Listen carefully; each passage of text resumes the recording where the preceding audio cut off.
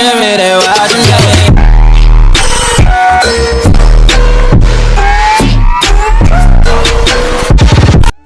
नमस्कार गाइस, आज चाहिँ हामी माछा मार्न जाँदैछौँ खोलातिर है। हाम्रो माछा मार्ने खोला चाहिँ यतै हो।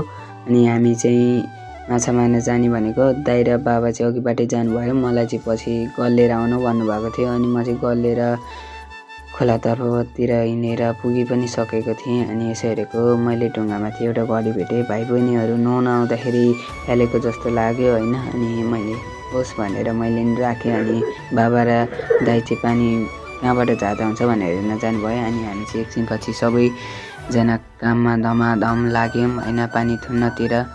अनि दाइ चाहिँ खुङ्गा थाप्दै हुनुहुन्थ्यो, म बसिरहेको थिएँ, यसो बसिरहेको थिएँ भ्लग गर्दै। अनि हामीले फाइनली माछा चाहिँ मारिसकेका थियौँ। अब चाहिँ हामीले माछा मारिसकेर हामी चाहिँ घरतर्फ जाने भनेका थियौँ।